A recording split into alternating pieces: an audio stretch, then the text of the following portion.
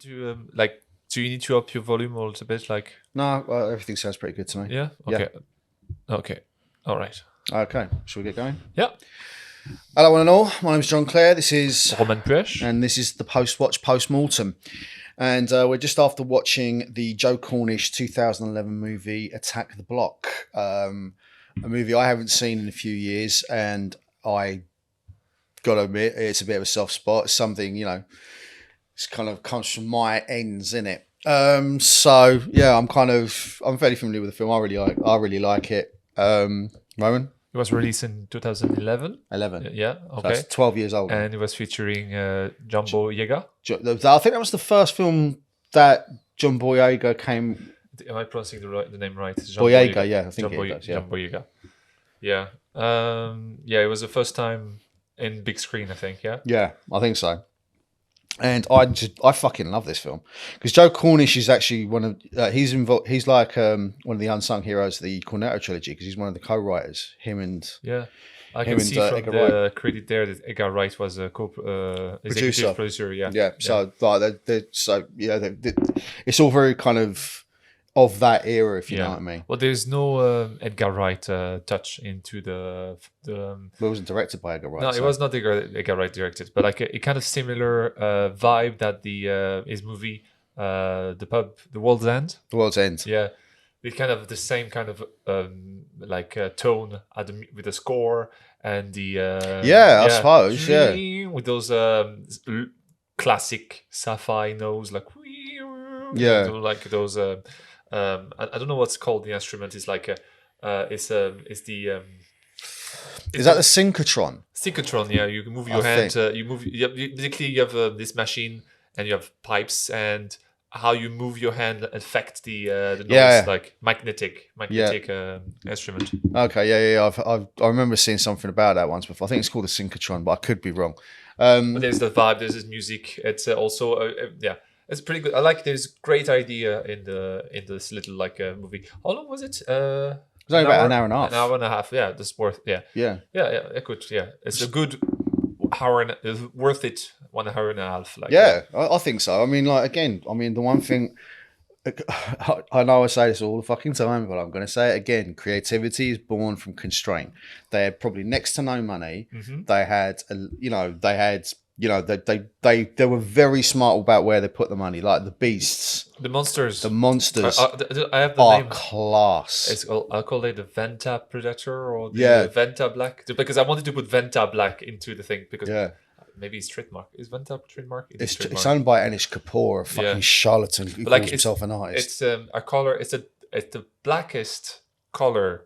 It's the blackest black. It's the blackest black. Yeah, black is not the color. That's right.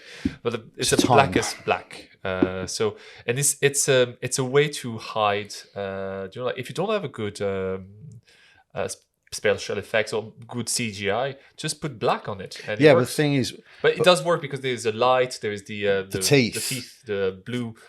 Teeth going on, and when you open up and all check together, that's pretty cool, as well. I think to be honest with you, what they did there was absolutely genius. Like the beast, the beast, like the giant wolf gorilla motherfuckers. Pest is probably one of my favorite characters in this. He's funny as fuck. But I really like I like the cast. I like the film. I like the vibe. You know, it's something I can directly relate to. I'm not a South London boy. I'm an East London boy. It's something that you relate more yourself and me. I kind of relate more to the French Dispatch kind of thing. It's strange because it's closer to me to home than closer to you, in the way. But we should watch also a movie. There is two movie that's a bit in the same style of Attack the Block. There's Yamakasi. I think I showed you that. It's about people doing jumping on the roof in Paris and stuff like that. Yeah, sure. And there is also the La Haine. La Haine. Yeah, I've heard about that. I want to check it out. Yeah, we need to check it out. Yeah, as well. But it's in the same kind of a ghetto kind of a style kind of thing. Yeah. Well, what I like about it, I mean, I love this movie. I think it's really cool. You know what I mean? It's like, the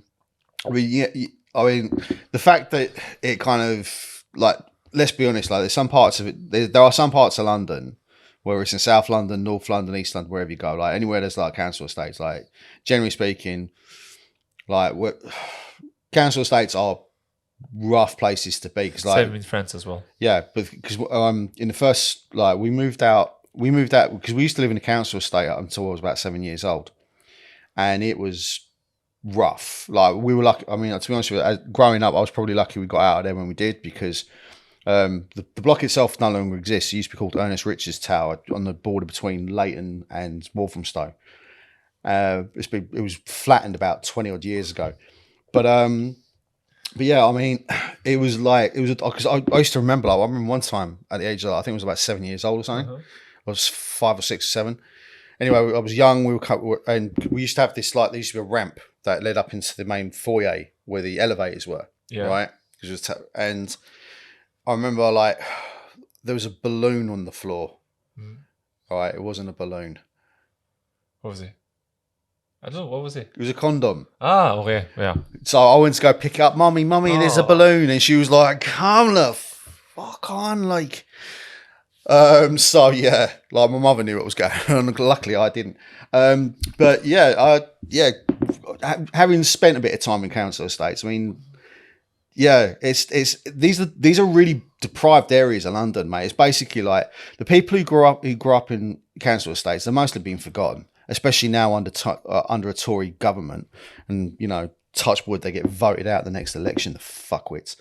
But yeah, I mean, just you know, like, kids like that, I mean, yeah, they do get up to no good, because they've got nothing expected of them. They got nothing else to do. They've been basically fucking, like, forgotten about. Like, you know, families in those areas, like, they get slung in there, and that you're just left there to fester. Yeah, it's horrible. Basically it's the how can I call it? Like, you know, like the. I was going to say something like the favelas or stuff like that, but it's not that bad. Or it's not, like, it's not quite favelas, but it's like, I don't know. In New York they got the projects. In Scotland they got the schemes. In the UK, in England, it's known as council estates. What they're known as in France. France, c'est la banlieue. It's banlieue is like ghetto, basically. Yeah, it's So basically, like, these cheap HLM. Basically, they call it HLM. It's like it's a stand for something, but basically those houses were basically made to be temporary houses for people to, like, just like immigrants or like people with low wages. They were, like, built there for people for low wages, so at some point they could leave to their own home and basically they were just temporary built, you know, like, there's at some point, you know, like, people will have to move, but nobody moved because time is never right, basically. Like, yeah, social like. Well, to be honest, what these places do, as far as I can see, is they hinder any kind of social mobility. Yeah. Also, people are stuck into groups as well, and yeah. Yeah, basically, I mean, like, a lot of kids in those areas. Because, I mean, where I used to grow up. I mean, like, again, like, I mean, touch wood, my dad was a complete workaholic. Managed to buy a house.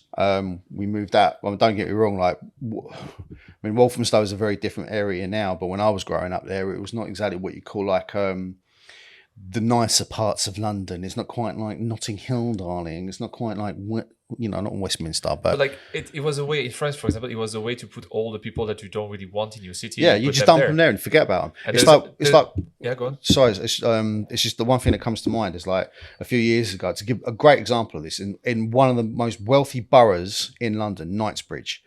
I don't know if anyone's heard about this, but, you know, the Grenfell fire. You know. Yes, I remember. Right. I was thinking about that, about the building and everything. Like, it happened later on.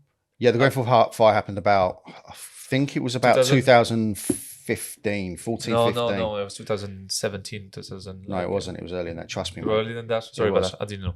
Okay, so it was about I think it was anyway, it was a blazing hot summer. Everyone had their windows open. This fucking cladding was up. Like, this cladding was put up by the council in order to make the tower look more appealing for the wealthier people. There's no wealthier is going to go there.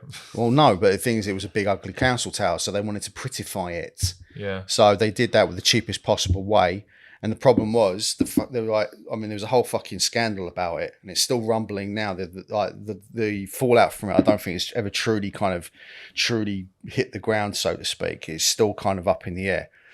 But basically, like, the cladding was like put on the outside. There was a gap. The cladding was flammable. A small fire broke out, caught up against somebody's curtain, caught against the cladding, and because there was a gap between the cladding and the wall, it just carried it up the fucking tower. And because it was a blazing hot day, everyone had their windows open, so caught curtains. You know, the whole fire went, the whole tower went up, and unfortunately, a lot of people lost their lives because of it. So yeah, and I think a lot of it lost their life. Yeah. Kids, mums and dads. You know, it's disgusting what happened. Do you know what I mean? So like, yeah, I mean, that's the thing, is like, so a lot of the kids that are in Attack the Block, I mean, basically they're you know, initially the film paints them as like these little not even little scoundrels, just they're depicted as the bad guy. Yeah, initially like the mug, like one of the character, like they're Jodie Whittaker's character, and initially it's seen as like, oh yeah, these bunch of feral youths going around robbing. And then the one thing I love about it is eventually, especially with the main character, John Boyega's character, he kind of like, he starts off, and the fact that this film is an hour and a half. Yeah. Right. Oh, so everything is that told. Yeah. And it's done simply, and it's done beautifully. I mean, this is what I love about it. So with John Boyega's character, he starts off basically as the leader of this little group of hoodlums. And then as the story goes, it goes from being like, you start disliking him because he's like this scowly, miserable, intimidating character. But as the film goes on, you go from disliking him, which is natural, to actually not just empathizing him, but by the end cheering him on. Yeah, he's the hero at the end. Yeah, he becomes a hero at the end. And like you find out little bits and pieces about each of the characters, like basically the poor impoverished kids. Every time when the kids were like when at the beginning of the movie, when the kids like, let's go gear up and kill those monster. Each one we can see a little detail of their home, like you see, because it's kind of a foreshadowing, because each kids have their home with their parents or grandparents who they're living in and stuff like that. So you can see how they the personality a little bit by where they live. And John Boyega character is the only one we don't see. His character's name is Moses. Yeah, Moses. Yeah. So he's the only one who can't see the thing. You just stay at the door and close the door behind you. That's the only thing you're gonna see from him. So it doesn't. His character won't let anything pass through. Yeah. He's very kind of stoic. He's the leader. It has a leader. He has to be strong. You have to look strong as well. Yeah, and I know that. And so by the end, I mean, the fact that right at the very end, like after he performed the sacrifice in order to save the block, and he's put in the back of the paddy wagon, and it's Moses. It's like, hey Moses, do you hear that? They're cheering for you, blood. It's like, and then finally, like, this big smile comes up across his face, and it's like, smiling, but smiling, genuinely smiling. Yeah. Do you know what I mean? It's like, it's class. I mean, it's a great way to finish up the film. But yeah, I mean, I love the action sequences as well. I mean, really inventive. Again, because they didn't have a lot to play with, they really fucking were smart about what they did. It followed the same kind of route of the Predator. You know, if finish in a big explosion at the end. Yeah. Same, also, I love that scene when they are in the corridor and it's very disorienting. There is smoke. So it's like, usually when there is light, you won't be afraid. You can't see it. But they have light, but they can see nothing. Yeah. And I thought that was a clever way to install tension. Yeah. No, this scene was very clever, I think. I think there's a lot. Yeah, I think this feels really fucking good. It's a clever movie, but as you say, when you have a small budget, you have to make with what you have. And this movie is and there's a lot of funny. It's not funny to be funny, but there's a lot of funny things. For example, when the kids are going to with the bikes and stuff like that. Yeah. So one guy has the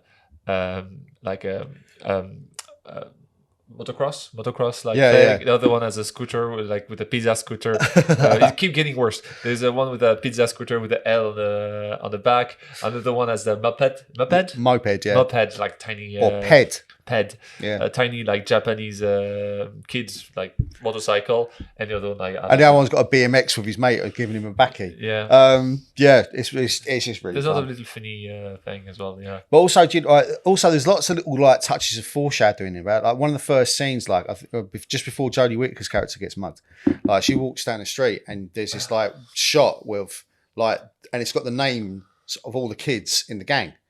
Like there's a graffiti, like Pest and Moses and all the other characters. Okay. So it's got all of them. Before she got mugged. Okay. Before she got mugged.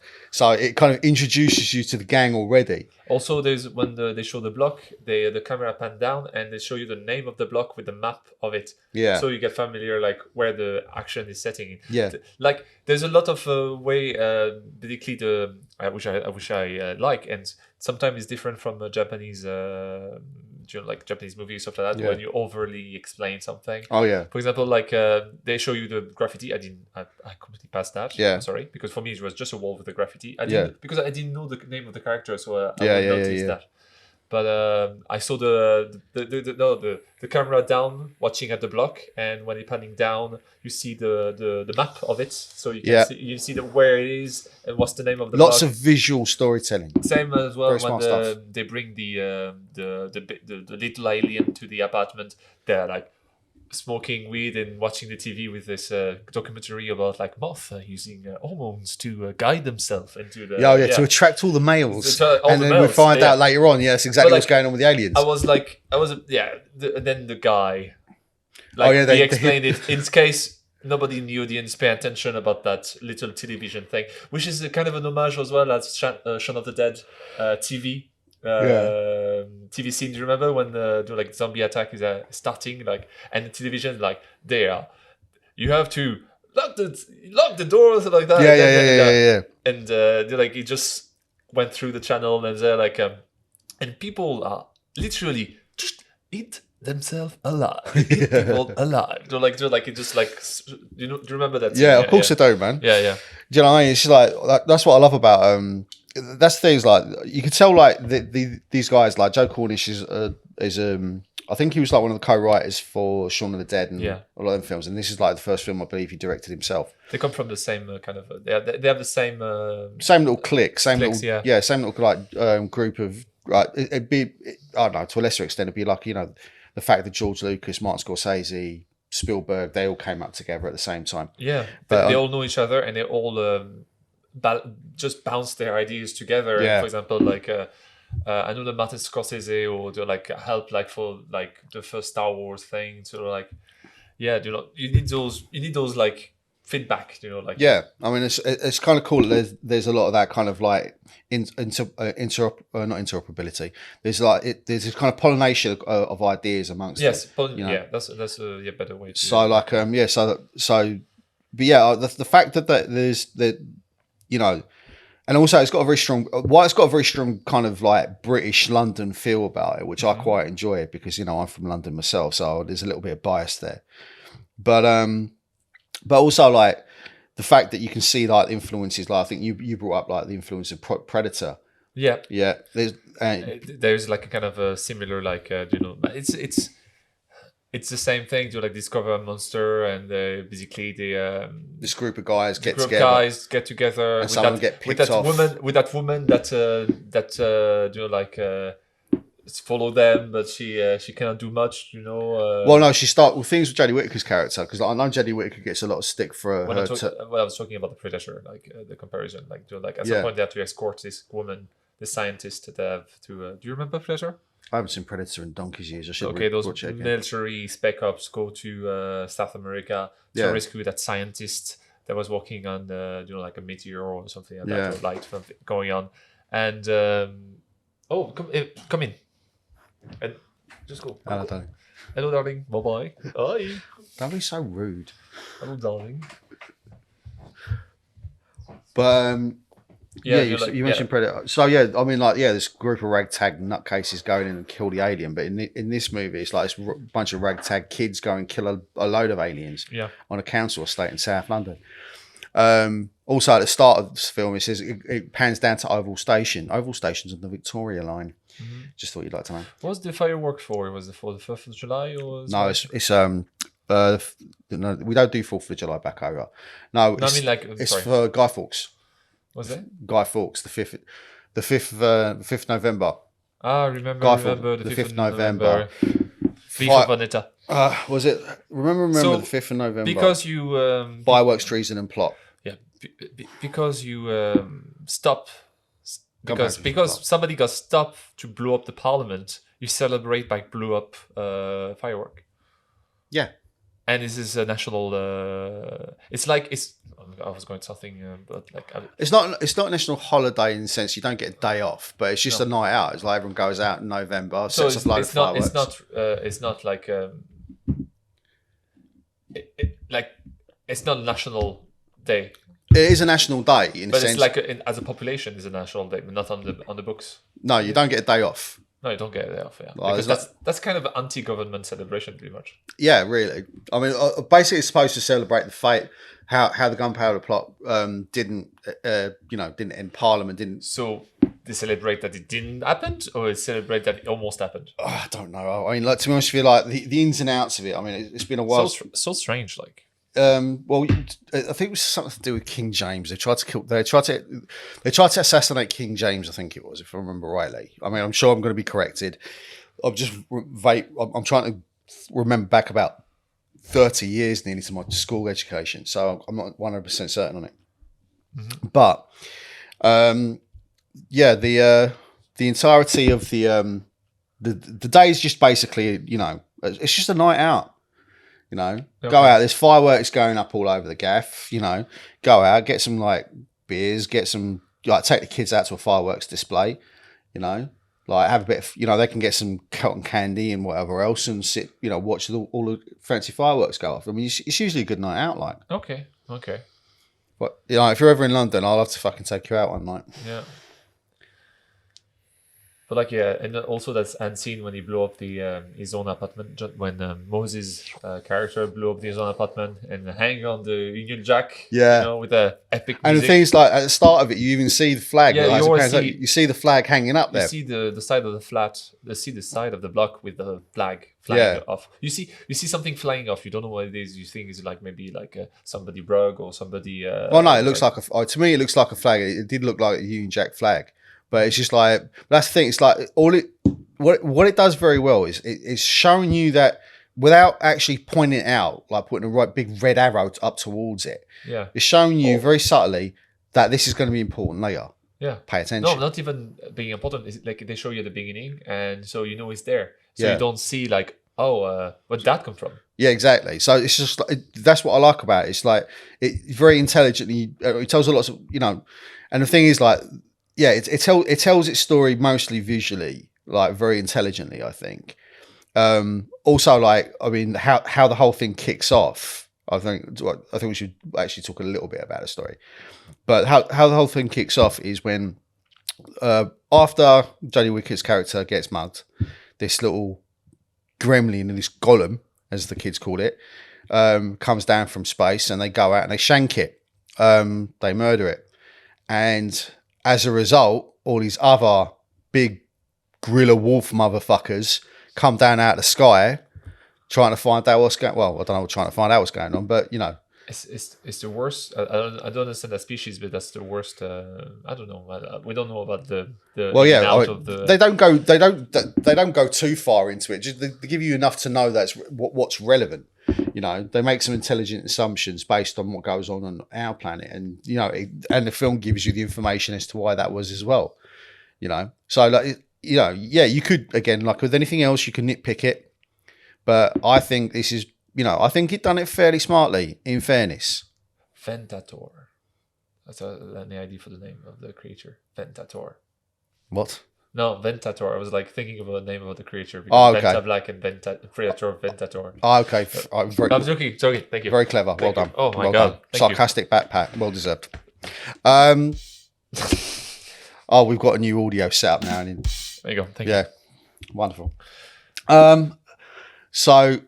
Anyway, I quite like the monsters. Yes, you can you can pick holes in anything, but no, there's no hole to pick. I don't think there's any hole to pick. no, I think it does it very well. It tells us it explains the situation fairly well throughout the course of the film. Have you noticed also that the beginning of the movie they were in black?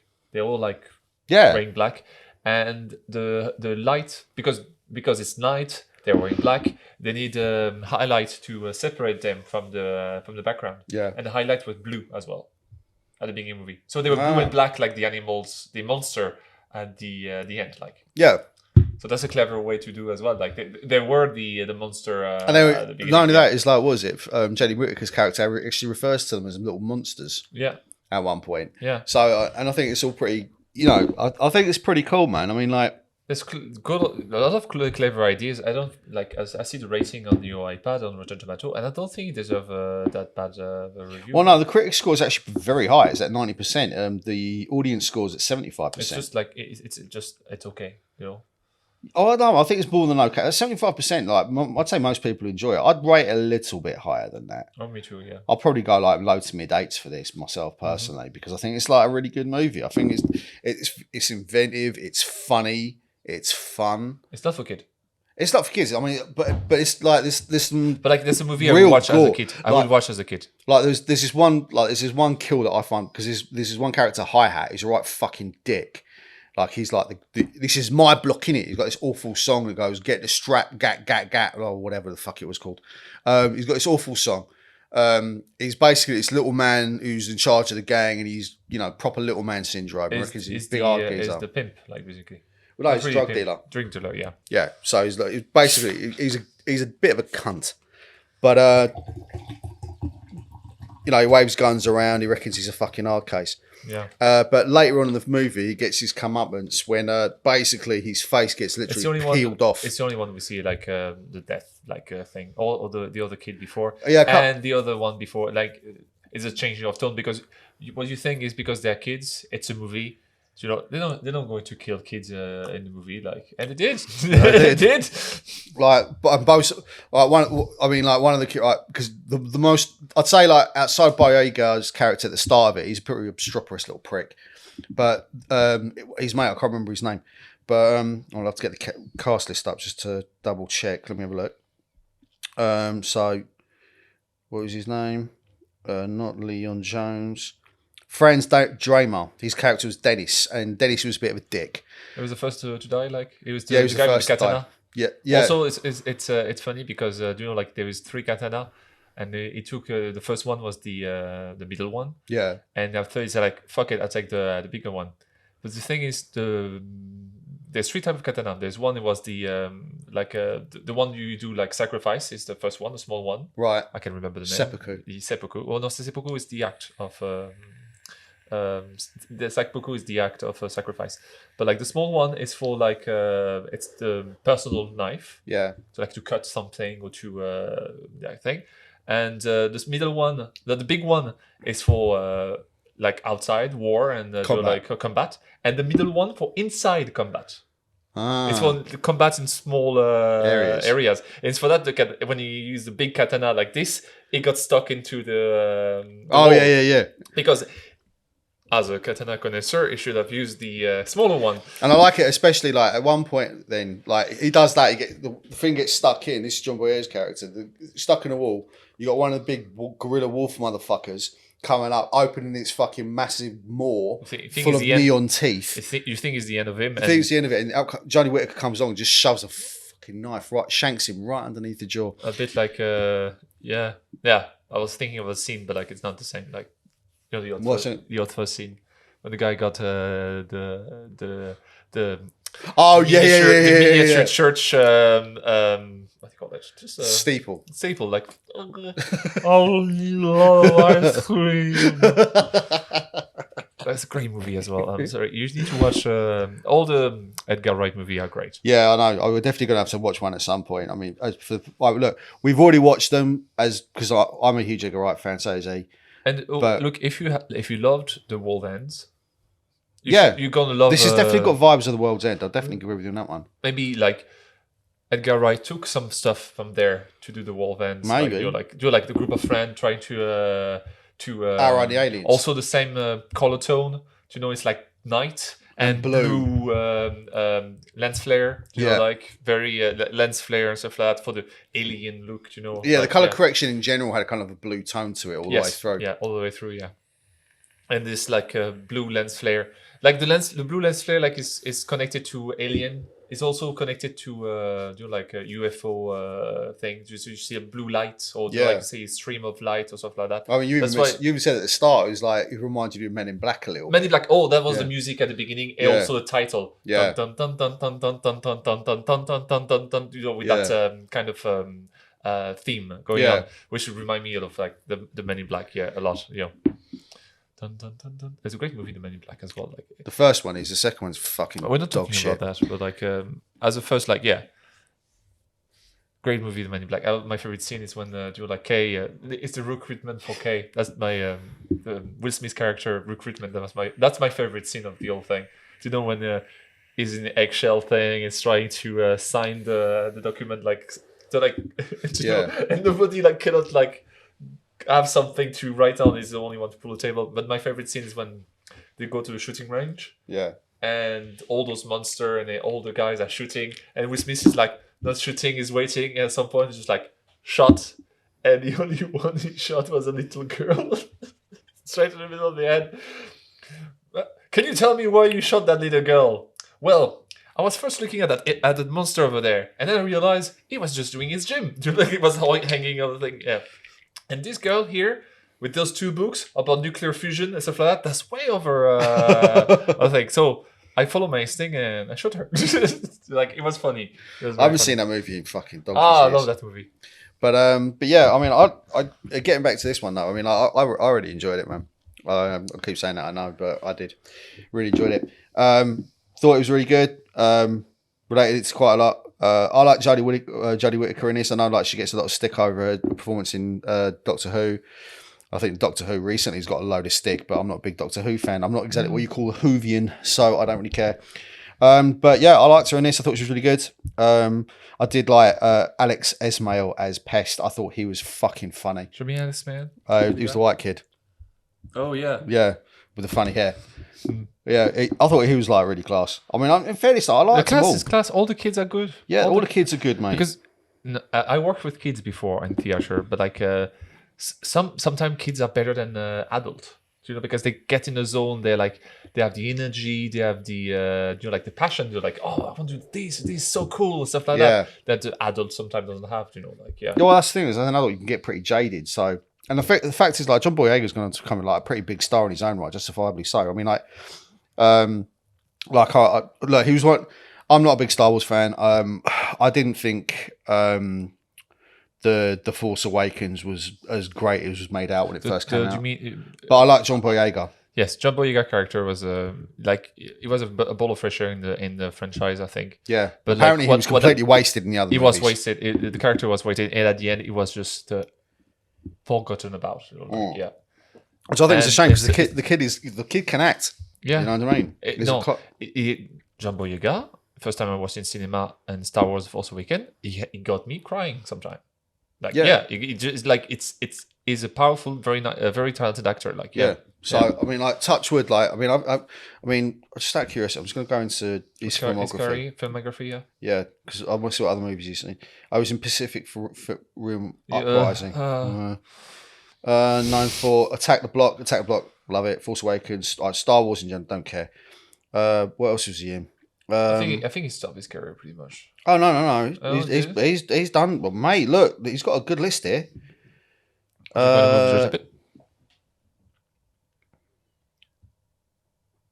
Let's just have a look. Anything I immediately recognise? Saturday Night Live. He was there briefly. Oh, he did the voice of Finn in the Lego Star Wars. Go on, lad. Circle, Wozniak, Detroit, Pacific Rim, Star Wars Forces of Destiny. He did the voice of that as well. He's done the voice of Finn in a few things, actually. Tomorrow's Monsters, Naked Singularity, The Woman King. I've heard a lot of controversy around that. The African warrior movie, yeah. Oh, okay. Oh, yeah. Attack the Block 2! Pre-production. Calm down. All right. Well, apparently, according to IMDb, Attack the Block 2 is if that comes out, man, I am on that like a fucking car bonnet, mate. Definitely. Do you want to talk about like what could it happen on a second? Do you want to like speculate a little bit? Speculate could do. Why not? Mm-hmm. So, we think we'll be taking off directly from the No, from this. I don't think it'll be like 6 months later because the lads have like all aged up quite a lot since. So like Attack the Block came out in 2011. We're now 2023. So it's 12 years ago. So I would imagine that it's going to like be some years later. Yeah. And like we can follow another group of kids. Yeah, but I'd say he'll be like. But later in the movie, he will show up as the He'll be their Luke Skywalker. Yeah, no, it would be like the one we call Kenobi. The one we call Moses. Called Moses. And basically all the team will be aged up, and basically like they all become like if they could bring special ops. The kid who got these leg Pest could have like a robotic leg or stuff like that. Yeah. Oh, we'll see, man. I mean, like that's the thing. Like, I'll be interested to see what they do with it. Actually, I mean, like again, like the problem is, and I know I've said it before, like the problem with the sequels is Attack the Block told its story, beginning, middle, end, with a short, and it did it brilliantly. Yeah. In 90 minutes, and also with a short budget. Yeah. And limitation, and surpass all those limitations. Yeah. What's going to happen now? They're going to put more money into it. I hope if they're going to put more money into it, right? I've got no objections to put that again, but if they go a bit too ham, which I don't think they will now, because like I think, do you know what this actually kind of? I'd say like the way films have gone, say since in the last last decade. And you can blame Marvel for it. You can blame Fast and the Furious for it. You can blame like several other franchises for it. Franchises, yeah. Where like they pumped in 150, 200, 300 million dollars into a film. Millions, yeah. Like I'm hoping it's come to a time now where like movie studios is now finally starting to cotton onto the fact that this is okay, look, have your $200-300 million franchises, but put money into like new movies and new stories, and like John Wick worked out. It's still working out, yeah. Yeah, exactly. I mean, it done gangbusters. I mean, on a budget of 100 million. I mean, okay, I had my issues with John Wick 3, but the fact of the matter is, it still deserved its franchise because the first film done so well, and relatively speaking, $100 million for a movie these days should be mid-budget. Mm-hmm. So the fact that they're still able to do it. So like, I'm a big believer in like, look, like I said, creativity is born of constraint. If you have like a limited budget, but you've got a story to tell and you're going to tell it effectively, then yeah, great. Would it always work out? No. But the thing is, if you're not putting all your eggs into that basket and trying to appeal to everybody, then what you'll end up doing is you'll probably still make money on your movies. Instead of spending like $300 million on one movie, spend that $300 million on anything between 6 to 8 movies. And 6 to 8 movies, maybe even like, I don't know, like 3 movies for 100, like fucking like 10 movies for 30 million. You can be smart about how you put your money down and still make money. I've got no objection to companies making money. All I've got an objection to is like throwing like massive money and trying to recoup that by trying to appeal to everybody, which you're never going to fucking do. No. Makes no sense to do that. That like basically this movie appealed to adolescents or to a fan of action fan or like sci-fi fan as well. Yeah. And also like comedy as well. Yeah. Yeah, comedy. And like me, even if I was too young to watch the movie as a kid, I would have loved it. Oh yeah. Because do you know what? I grew up with when I grew up, I watched like Starship Troopers. I should be watching this movie when I was a kid, but like, you watched pretty much. I watched RoboCop, Gremlins 1, Gremlins 2. Oh, no, that kid's movie. They're not, mate. I know, like the first film especially. Some of the kills in that are fucking brutal. The kitchen scene when the gremlin's falling into the blender. The microwave as well. The microwave, yeah, it blows up in the microwave, and then fucking one of them jumps out the Christmas tree with a fucking knife in its hand. Yeah, but that's the thing. Yeah, but things like Gremlins 1, Gremlins 2, RoboCop, Terminator 1, yeah. Terminator 2. Like I was watching those kinds of movies when I was a kid. Yeah. Because we used to go around to because we used to have a video hire shop called Video Junction. No After Effects whatsoever. No, like no sequel, no. See, look, I'm completely normal. Normal, yeah, no problem. But no weird at all. Not at all. Not even remotely. But no, I think like I mean, I think if they are going to do a sequel, right? Please don't spend like. I think what they're going to do, because also this is not made by America. I mean, it was Studio Canal, which is a French studio, I believe. Studio Canal is a British-French studio. Basically. A lot of movie in England and a lot of movie in France are made by Studio Canal, and basically it's a conglomerate of it's a French. You have like Sport Channel. I think it's basically what's it called? A conglomerate. Conglomerate of different like sub. Because also like Film 4, because Channel 4, Channel 4 you're involved in like because they were involved in the making of Shaun of the Dead as well. So like they've got like a pretty clear pedigree as far as like British movies are concerned. But Channel 4 is the cinema. They used to be like really considered.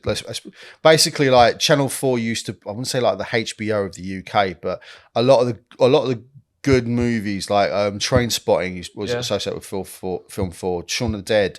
They've got a really good lineage of like high class British cinema. To tell you, I didn't have internet when I didn't have internet when I came to Ireland. The only channel I was watching is Channel 4. Really? Yeah, when I had the cable in Galway, it's like the only channel like worth watching was Channel 4. Oh, to be honest with you, in a lot of ways, it's true. Cause like, because they have British channel also in. I really know that in here. So I'm not explaining to the French people. But yeah, like Channel 4, because like I just finished watching the latest season of Black Mirror. Yeah. And Black Mirror started out on Channel 4. Yeah. Utopia, the first couple of seasons. The American remake is shit, by the way. But that's on Amazon. It's fucking atrocious. I watched 2 episodes of that and couldn't carry on. But Utopia, the original British Channel 4 version, class. So they've, Channel 4 have always, and it kind of worries me that they're going privatised because of the Tories again, the fucking clueless wankers. Sorry, I really hate the Tories. What's the Tories? The Conservative Party in the UK. Fucking politics. bunch of arse clowns. Anyone who fucking employs Jacob Rees-Mogg or Boris Johnson as serious politicians needs to have a long hard fucking look at themselves. But yeah, in terms of like Channel 4 always they've always been associated with like really quality British movies, and this is one of many. So I'm hoping that Studio Canal, which I imagine, and Channel 4 will be like, if they're going to be judicious, they're not going to throw the bank at it, but they're going to tell a really cool story. And if they can get, like John Boyega now is a pretty big star, so whether or not they can get him back, I don't know. But if they can, great. I'll be very excited. As a cameo. Even as a cameo, do you know what I mean? But yeah, the fact. But what I think is, for example, what you do as a sequel, you should tell another story. And tell the story back again. That's what was great about Predator 2, for example, which I didn't watch. Predator 2. I've seen it, but I haven't seen it in years. So like basically, instead of being in the jungle, instead of being like a super soldier, it's in a city. And it's Danny Glover. It's an old cop who's just 2 days from retirement. Just like he is in every fucking installment of the Lethal Weapon series. I'm too old for that shit. God bless Danny Glover. But they took my daughter. I'm sorry, but I think that's a pretty smart thing to do. I think they should reference back to the original, definitely. Yes, different reference back to it, but tell a different story, like a different fucking alien invasion with a different set of kids. Maybe in the same area. I don't know. Or do like they could reference the character of Simon Pegg. No, Nick Frost. Nick Frost. That I always confuse the two. Nick Frost, yeah. Yeah, how do you confuse Nick Frost and Simon Pegg? They're always together. And they was starring Simon Pegg and Nick Frost. And I was like, which one is which? Are you Nick Frost? Or are you Simon Pegg? I don't know. But now I know Simon Pegg is Simon Pegg and Nick Frost is Nick Frost. Yeah, I'm not confusing them. But so you can imagine if I meet him, if I have to meet him, it's like, oh, Simon Pegg, how are you doing? So no, it's Nick Frost. Oh, sorry about that. I would not be surprised, though, if people did actually confuse the two of them. Because they're always together. And they were starring together. Well, no, in fairness, like Simon Pegg did do... He was involved in those stupid fucking the new Star Trek movies. Oh, no. He was Scotty in those. And he was also in the Mission Impossible. He's been in the last few Mission Impossible movies. Well, yeah, he's been... I think he's still there. He's in the latest It's one of the comic relief of the new Mission Impossible. Yeah. Which one did we watch recently? Ghost Protocol. We didn't finish it. Yeah. I didn't want to finish I it. was bored, man. But I really liked the one was set in the first Dubai, one's fantastic. in Dubai. Oh, that's not Ghost Protocol. What was the one before Ghost that? Protocol, That was that was Mission Impossible 3. Okay. Because they didn't do the was it the one with the what's the name of the actor passed away? Which actor? A blonde dude, very a bit on the large size. Oh fuck yeah! He was great in that movie. He was the best villain I ever seen in a movie. Oh fuck! I'll have to get it up. Yeah, but Mission Impossible used to be good for me, and then it was like Atomic something or. I don't know. To be honest, you know what it is? I think the first. I remember the first one because actually, as a kid, I actually saw the first one. I never watched the first one. The only first one was cracking. The only one I remember as a kid, I watched it so many times, was the second one.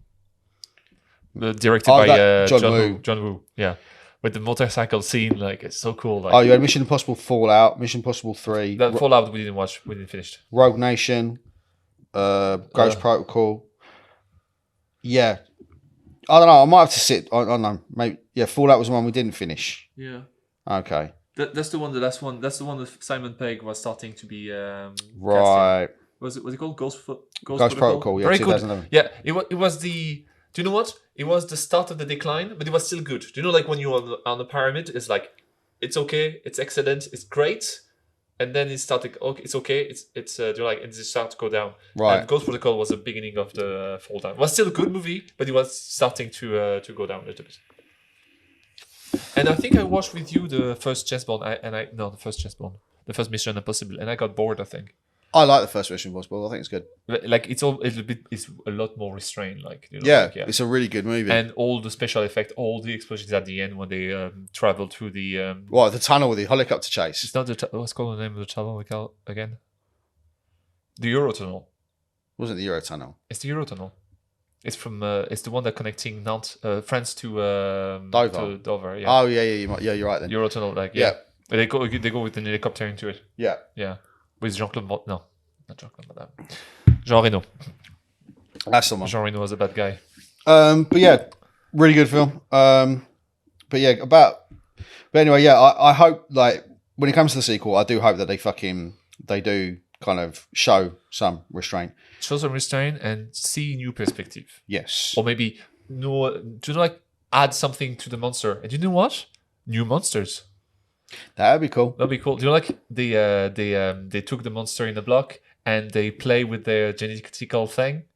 Yeah, the government took the bodies and they mess with the genetic and they produce something they couldn't possibly control and it becomes even bigger and more powerful. Or a human hybrid, crazy doctor creating human hybrid monster something like that. Thing. Yeah, just go fucking absolutely bananas with it, mate. Just very black people.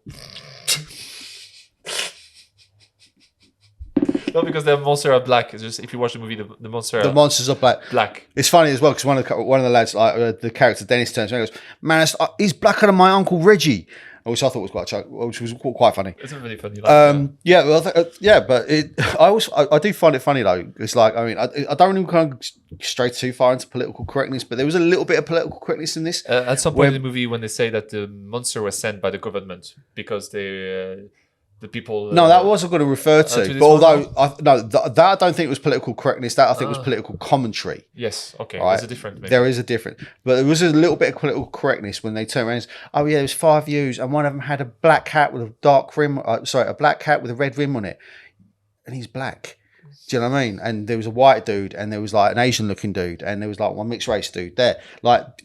Sometimes it's but it didn't show us as racist. It's sometimes it's almost like they're too scared to go. I can understand why. I can understand why.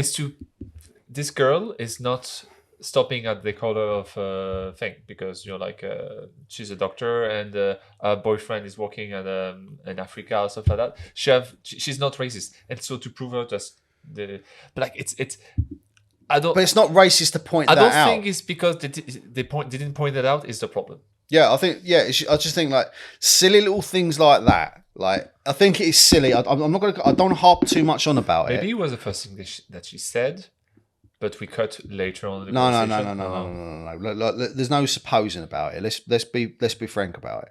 No, yes, there was two black dudes. There was a mixed race dude. There was a little white dude, and there was a little like Asian looking dude. Like they're clearly like, okay, you don't want to judge people. Like there's a fine line between like describing someone, being descriptive in your recollection of what someone looks like. Like, why should you be scared to describe somebody? Yeah, but the point I'm making is like describing what someone looks like it's describing what someone's look like. It's like you look at me, fat, balding, wearing glasses with a big fucking hairy beard, and he's white. All of which is true. So like, I don't know. I just think it's a bit. I think there's that kind of like skating around the edges. I don't think that's entirely necessary. Don't be racist about it. There's a difference between like insulting someone on the basis of their race or innate characteristics that they've got no control over. That's racism. That's prejudice. That's awful. But just describing someone, being descriptive, why? But like, is it offensive if I, for example, I'm looking for somebody, and they're like, oh, I'm looking for Roman, and they say like, oh, it's just next to that big fat, It's next to that big fat geezer in the fucking hat and the big beard. The big beard. Or it's next to that bald white dude, like whatever. I mean, like to be honest, I think you don't use race when like, and I think it's the same no matter what society you're in. You don't use skin color when everyone has the same skin color. To be fair, when you say big fat, you say big and then you say fat. Okay, it's an oxymoron. Moving. Yeah, on. but like, but anyway, things like, okay, like when everyone looks the same, you don't necessarily need to do it. So it's like if you're surrounded by nothing but white people or nothing but black people, you don't turn around and say, oh yeah, that black geezer over there. If you're surrounded by black people, or that white people, like that one with the glasses, or that one with the like it's then who. It makes sense. It's playing Guess Who. But in a multicultural, multiracial society, I mean, London's a melting pot. It always it has been for as long as for when I was born in 1981 to right this very minute and about a good 50 years before that, like from the Windrush generation to the end of Empire, like basically London's been a melting pot of culture, of ethnicity, of all of that. So I don't see, I mean, to be honest with you, that's one of the great things about this movie as well, because it shows London as it is, like London is a multicultural, multi-ethnic, very kind of diverse city, and it's there, and you deal with it. Yeah, it's just like you don't like single it out because there's no need to. My favorite line in the movie, Guy Ritchie movie, the last one we've seen, what's it called? The Gentleman. Yeah, the Gentleman. The Gentleman, yeah. And when the kids in the boxing thing say it's because of that black cunt. Hey coach, have you heard that? He called me a black cunt. Well, you're black and you're a cunt. Like you call him a pikey. Was it like pikey? No, there's something else. A pikey. If you call him a pikey, you won't get offended. Like because it is a pikey. Yeah, exactly. I mean, like, things like that. Again, like, and also I think it's important. One thing I will say, I think it's important for like people, for us not to be able to take the piss out of each other and have a laugh. I think people call me Frenchy. People call me the French guy, Frenchy. I'm not going to be offended, but people call me French. Because cheeky, shorter than monkey. Some people told me that. I don't get offended because it doesn't impact me. Offense is taken, not given. Like, do you know what I mean? That's what. This is the problem when people say they're triggered or they're offended. I mean, like, what's even worse when people get offended on behalf of other people? What are you doing? What's the point? No, don't be the. Because at the end of the day, you're not a saver, you're not a hero, you're just like a fucking like you're a tit. You're a tick, yeah. You know what I mean? You're just a do-gooder. I don't see the logic or the benefit to anybody in taking these kind of stances. And if people cannot help them, like feel offended by that, this is the problem is on them. Like offense is given, not taken. Like it's the insecurity that they have. That it's like for instance, I've seen fucking like comedy specials with like Dave Chappelle or Chris Rock or whatever when they're talking about white people. I don't fucking like get all up in arms about them describing white people and taking the piss out of white people. I think it's fucking funny. Yeah, and they take a piece of every people. Yeah, exactly. The one thing I will say is when it comes to comedy, like in general, as long as you're not singling out anybody, like as long as like everyone's fair game. Yeah, everybody gets insulted. Yeah. Hey, if everybody gets insulted. Yeah, if everyone gets insulted, everyone's got to laugh at it. Yeah, you know, and if especially like for instance, like one of my favorite podcasts at the moment is Flagrant with Andrew Schultz and what's his name? Hang on, let me just get Andrew Schultz, Fragrant. No, because I always get Indian names chewed up. Flagrant podcast. I like Andrew Schultz. Is that the Italian dude? He's half Scottish and I think half Italian. Akash Singh, yeah. So you got both right. So yeah, you got Akash Singh. Have you seen Akash Singh stand up? He's fucking brutal and he's funny. What do you mean stand up? Oh, stand up. Stand-up comedy. Okay, I thought you were standing up. Is it tall? Not especially. No, he's quite small. Have you seen him stand up? I don't know.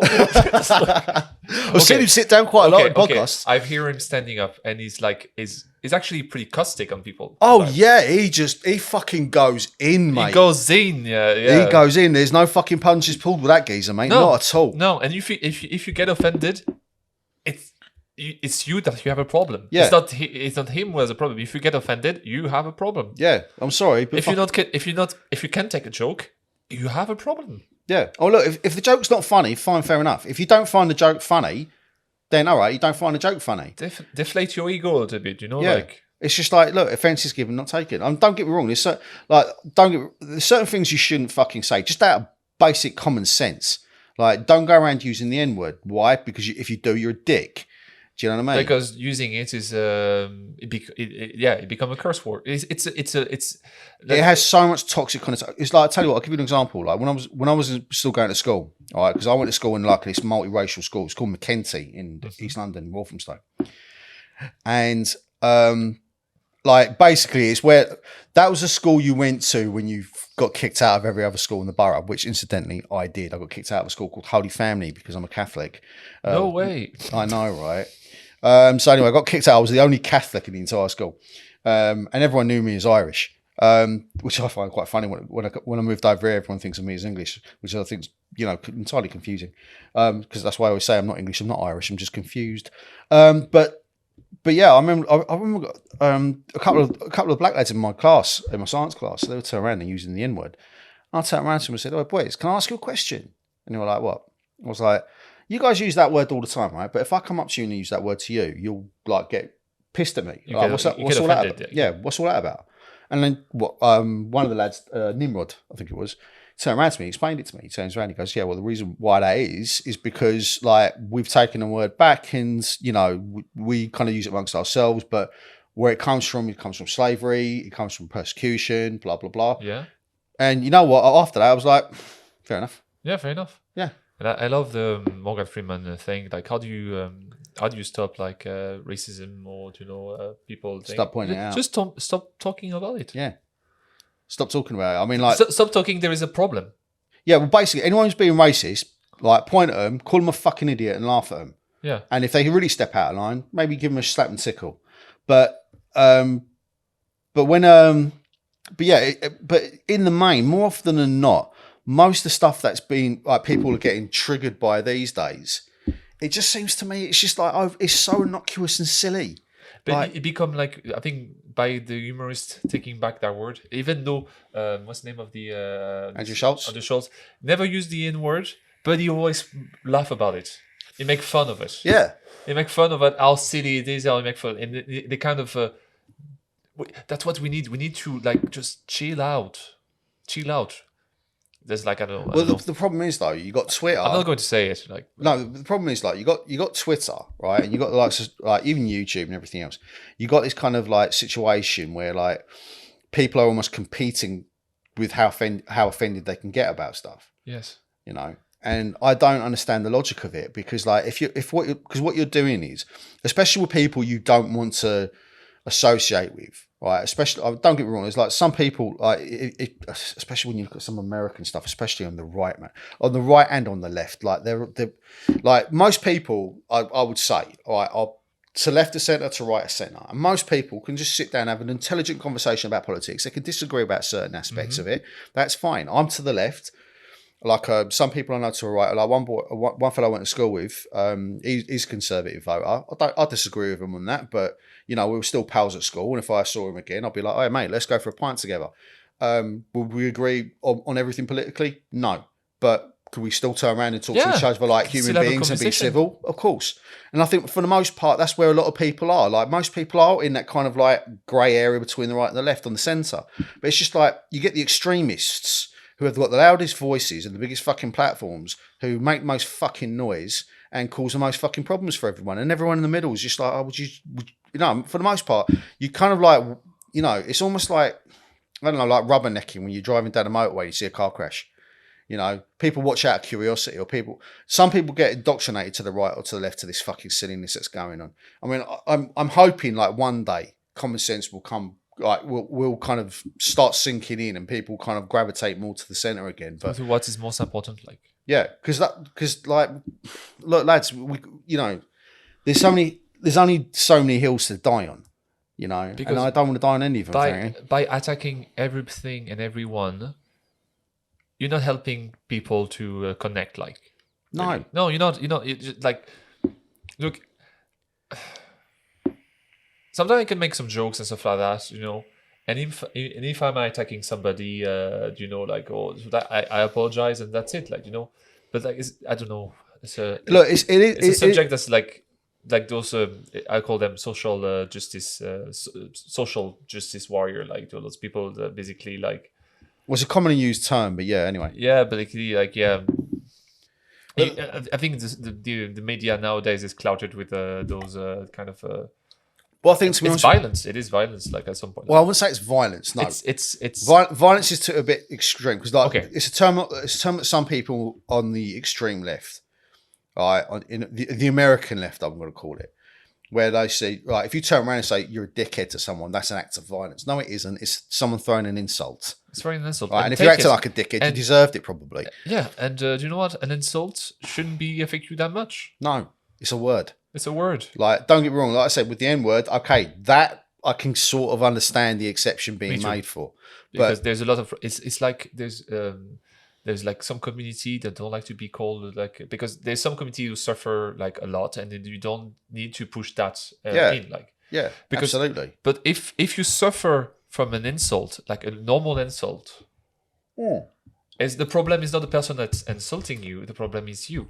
Yeah, it's like you take, like, if you are taking offence, that's all. Like, it's not being given; you've just taken it. Yeah. And the fact of the matter is, like, if we keep allowing, and I don't want to kind of attack people for taking offence per se, because I don't think that helps either. It's like, I'm not better than you; you're not better than me. We're all people at the end of the day. No.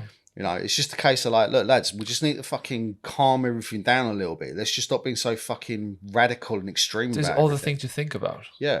There's more important priorities to fucking, like, look, I'm all for social justice, but I'm not going to be a social justice warrior about it. I think people should be I think people like who are disadvantaged in society should be looked after, and if we can give them a leg up and help them out, we should. Yeah, definitely. Yeah.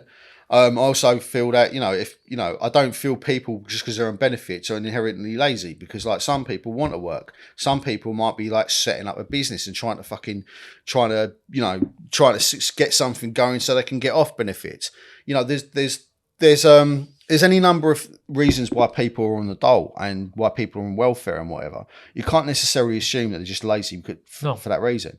There's any just like, because like someone's wealthy doesn't automatically mean they're a dickhead. Some people who are wealthy are dickheads. Some people who are on social welfare are lazy bastards. But for the most part, like most people want to try and better themselves. I don't know. Some rich people pay their taxes. Some. Some. Not all, but some. Some. but yeah, I mean, like, I don't know. I just think as like in terms of like the general hubbub in like YouTube or in like social media in general, I'd think everyone just fucking calm down a little bit, please. Chill out. Just chill the fuck out, man. What's it like? Chill out, dude.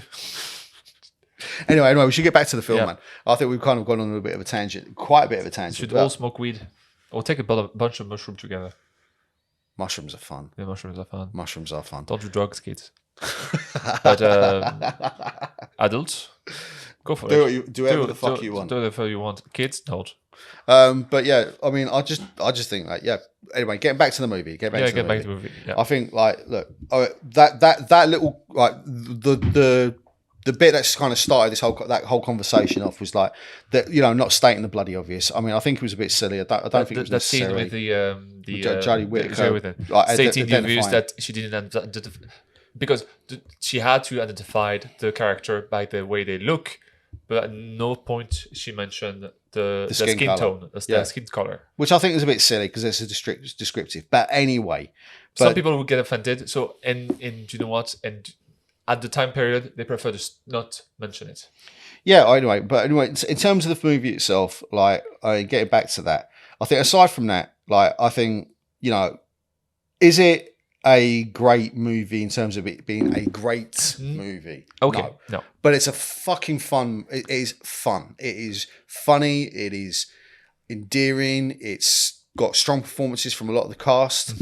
Like I said, like John Boyega, obvious standout. Like at the time, he was only a kid himself. I think he was only about 17 or 18 when he played the role of Moses. Yeah. So you can see why he went on to have the career that he's had so far, and I think he's going to do really well for himself going forward. Yeah. I'd love to see him again, like in a movie. Yeah, definitely. I mean, Nick Frost is Nick Frost. He's great in everything I've seen. I mean, I like old Nick Frost. Every time he's on the screen, he just makes you laugh. Yeah. It was that one scene where they're both on the couch. Oh yeah. It's like they're like. A lot of smoke coming out, like they think they're dead, like they're just looking at the distance. Oh, that one scene with Jodie Whittaker's coming out, like she's got to walk through. She's changed all her clothes, and she's got near the end, and she's got to walk through all the monsters, and he sticks his head and goes, "Is it still dangerous out there?" And she goes, "Okay, good luck." Closes the door. Just like little things like that. I think it's really well done. A good movie. So like in France, we call it. I think we call it also B movie. Yeah, and Alien. And sci-fi like this were always in a B movie. They started as B movie. Yeah, true. That's a movie. Absolutely. And a B movie is not a bad movie. It's like by saying it's a B movie, it's just it doesn't fit into the big cinema. No, what it is like you had A films, you had B films. All right, A films were like the headliners. They're the ones that really brought you in. The big studios. Yeah. Spend a lot of money. Spend money on actors, spend money on teams. Do like basically, we're talking about like like an army of people making a movie. And whereas like a B movie is maybe like 50, 100 people. Yeah, like a team of people who feel passionate about a project. And then you have indie movie, which basically become like a handful of people, or like like Trainspotting be a good example. Like Trainspotting, I'll find something to like some like independent movie. Yeah. Basically, a small team with a small budget, with a lot of passion, putting something together. And this are the things. Like getting back to this whole thing about budgets. I mean, like lads, just fucking stop spending so much money. Look, even Marvel, slow the fuck down, mate. You're putting out too much crap. Also, and it's affecting the quality of your product. Too much movie like every year. Like just let people time to breathe, because you just overload people. It's like you got to do homework to watch the next fucking Marvel movie. Fuck off. No, it's not that. It's like it is. You got to have a Disney Plus account just so you can watch all the other stuff that's leading into the next movie. Jesus fuck, man. Do you know what I mean? It's Marvel used to be fun. It's not fun anymore. It's homework. Yeah. You know what I mean? Yeah, pretty much. No. So no. I mean, in terms of big movies spending big money, but when you got movies like The Attack the Block who fucking spend what? I mean, hold on a second. The budget. We'll see if we can get it. It's on Google. We always talk about the budget on movies. Yeah, because I think it's important to talk about it, because like how much money is being spent on movies that have no artistic merit. Don't look. The new indie movie came out. They apparently spent $300 million on that, and apparently it's fucking tanking. And by all accounts, from all the reviews I've seen of it, it's bloody awful. You know what I mean? And once upon a time, Attack the Block. Hold on, one sec. No, not Attack the Movie. What the fuck? No. Hold on a second. We'll get back to an Attack the Attack on Titan. Block. Blick. Block. Budget. See if I can get it up. Because I'd actually been curious. £8 million. £8 million. So at the time, that's probably at the time that would have been like times it by 1.5. You're probably looking at about 12 million. Euro? No, 12. Yeah, 12 million euro, okay. $12 million. About that, yeah, about $12 million at the time. So that movie was made for effectively like not a very big budget at all. Still had good special effects. Yeah, like great monster design. Yeah, but like as out of limitation, they made a great stuff. Yeah, great monster design, like a strong cast, like well told story, lots of visual, like good visual storytelling. Yeah, like, mate, I mean, please, Hollywood, for fucking the love of God, man, just stop spending stupid money making bad movies. Like, look at it this way. If you do, I'm going to do the math. Does that money go away? Like, that money kind of go away, to be fair. Like, it's down the drain. You've lost money. I mean, look at this way. You factor in marketing on that. You double that again. That's $600 million. You've got to make about $600 million, maybe $600 million. Not only that, you got to fucking pay, like, you don't get all the money on the ticket sales because that's going to the cinema. So you're probably looking at about near enough 800 to $1 billion to break even. How does that make sense? It's silly. Like, okay, look, $300 million. This is the budget for the new India. Allegedly, the budget for the. Divide that by 12 million. You could have made 25 bloody movies for the same budget. 25 B movie or independent movie. But even more independent movie if you think about it. So, like, instead of like putting all your eggs into one basket, spread it out a bit and give new voices, give new voices, new directing talent, new writing talent, new acting talent, the chance to get up and perform. Do you know that's what happened? That's what happened before. All those Steven Spielberg and stuff like that, they were independent movie, and it was the end of epic 3 hours movie like Banner or Cleopatra. Cleopatra, yeah. And people were enough for having like 3 hours movie in cinema. Yeah, do I really want to go see another biblical epic? Yeah, do you want to see another like Avenger Endgame 3 hour like now those movies are basically one movie. They just separate, like they serialize it. All the Marvel movie are just one movie, serialize it. Yeah, essentially. Cut in pieces like Netflix do. And some people will have enough of those and they just want like a short little story. Yeah. I mean, like, the thing is, like, I remember when the Avengers first came out. Kind of, I just want to finish my point. Like, yeah, sorry. History is repeating himself. And we're going to come back to that point where people had enough of massive movies and just want to be back to a small movie. Yeah. And that was the gold era of George Lucas. Or of Martin Scorsese, and even Martin Scorsese didn't do small movies, but like compared to Taxi Driver, Mean Streets. Come on, mate, they were small. Like Taxi Driver, Mean Streets. Come on, mate, they weren't made for a lot of money. Okay, they were not made for a movie, but like those at the time that those directors thrive, like exactly. So what you're doing is you're basically like bring fresh blood. Fresh oxygen, fresh blood, fresh oxygen. You're cultivating a new batch of talent to come in to then, like, Marvel have tried to force the issue by getting like an indie director who's made one movie, then goes on to make a $300 million movie. Taika Waititi. What's the name of the Chinese director from Eternals? I think she only made she made an Oscar-winning movie, but it was her first movie, and then she gets a 250 million that flopped at the box office. Because she didn't know what to do with it. It's like you start driving with your little moped, and then they give you like a fucking jet plane. Yeah, it's like, go on, play this. You start riding a bike with a fucking moped, and the next time you're riding, you're in the Manx TT Rally. Yeah, or Bugatti Veyron. Or whatever. Do you know what I mean? It's like you can't expect people, and not only that, by all accounts, like with the way Marvel kind of structure things, it's basically like their technical teams have everything like already ironed out beforehand. So you're just there to kind of point the camera and instruct how the actors are going to perform, But yeah, like you got films like Attack the Block, who, like, again, we need more movies like this. We need like more. We need the likes of Studio Canal, like more Fox Searchlight movies. Do you know when the movies come out now? They're all Netflix movies. Like, and some of them are good, some of them are bad, but a lot of the independent movie are Netflix movie.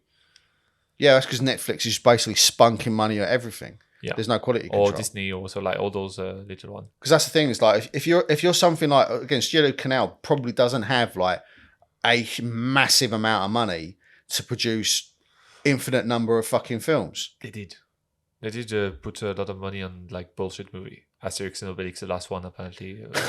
But we're talking about Asterix and Obelix, but like I used to love Asterix as a kid. I used to read all comic books. I don't know if the new one was it's a Canal production. I think it is. Right. But in my heart, if you're French, if you listen to the podcast, Mission Cléopâtre from Alain Chabat, it's one of the best Asterix and Obelix movie of all time, because the humor is there. It's like, it doesn't respect the comic book, but it respects the idea of Asterix by references thing to like modern thing into the Egypt. Like that's what Asterix is fun of. Because I know the names don't directly translate, but I used to remember like reading the comic books as a kid, like, you know, characters like unhygienics or fully automatics, or the Roman antivirus.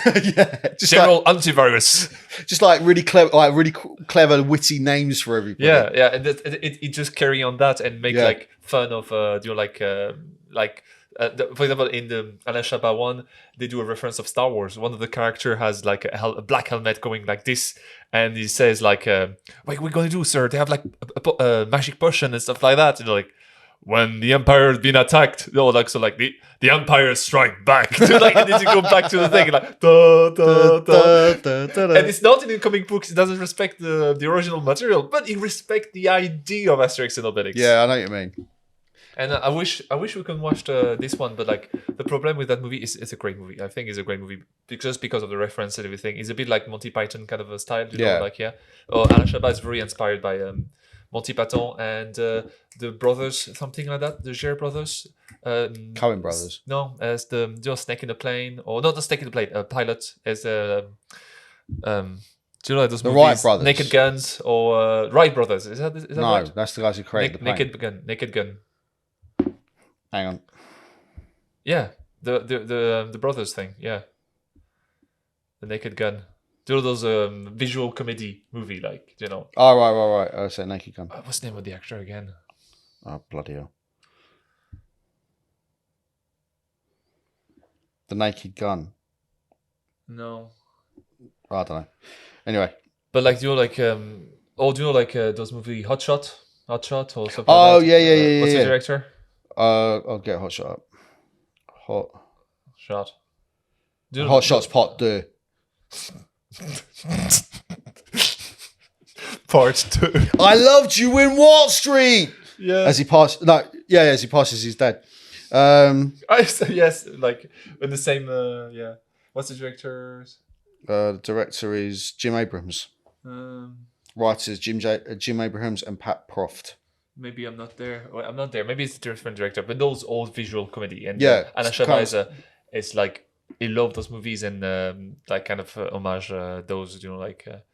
Do you know like Airplane or something like that? Yeah, I know what you're talking about. Like all the do you know like what's his name? Can you play that? Leslie Nielsen. Yeah, all those sorts of films. Yeah, like Naked Gun and all that. Yeah, I know what you're talking about. Ow, my ears. Sorry, these are new headphones and they're pinching a little bit. Yeah. Sorry about that. Oh, that's all right. You can like widen them up a little bit. Okay. Yeah, we'll familiarise. Or you can bring your own as well, like the Sony one if you want. We'll worry about that another time. We have a whole new audio setup here. It's very fancy. Very fancy. But yeah, I mean, all right, let's get back to Attack the Block and let's start rounding this out because we've been going for a little while now. Yeah. All right, getting back to Attack the Block. Really love the movie. I thought it was funny. Thought it was inventive. All that sort of stuff. Good stuff I've said before. It's a good entertainment. Great entertainment. Yep. It's very British. And I appreciate that because, you know, these boys, it's done in, it's in South London. So, you know, but yeah, if I like it, I kind of directly kind of resonate with it quite a lot because I can see where all the humour is, like all the little mandems. You see them in every corner in fucking most boroughs of London. Can I be honest? Like, you know, like in the French Dispatch, there's some people like sometimes you don't understand anything. And in this movie, Attack the Block, there's some part I just didn't understand what they say. Seriously? Yeah, but like it's okay to speak English. I know there's English, but some part like It's like some of the more slang terms. Yeah, some of the slang terms. And all like, it's all like, I'll shank you in it, blood. You know. I know what shank means now. Yeah. Yeah. It's like, yeah. I'll shank you what? In it. In it. Shut up, you clown. All right. Anyway, I liked it. I think I would give it quite happily. I'll probably give this like low eights, like low to mid eights. Yeah, a 7, 8. Yeah, 7, 8. Yeah. Me too. I think it's pretty fucking good, and I can look. It's on Netflix now. As of what's today's date? It is the 5th of July, day after like the American Day. So I could definitely recommend it. If you've got Netflix, go watch it. It's a good time. It's not a demanding movie. It's not a demanding movie. It's not a long movie. It's not going to take up a load of time. It's going to come in. It's going to entertain you, and it's going to fuck off. Go watch that with your friend. Yeah, and have a laugh. And have a laugh. You'll enjoy it. Yeah. I reckon anyone watching this will enjoy themselves doing so. Mm-hmm. And I think we should leave it there. I should leave it there. Okay. So anyway, my name's been John Clare. This has been I've been Roman Presh, and this has been Post Watch Post Mortem. And we thank you very much for joining us today. And we hope to do so. I hope that you do so again in the future. Bye. Bye. In it. Fucking donut.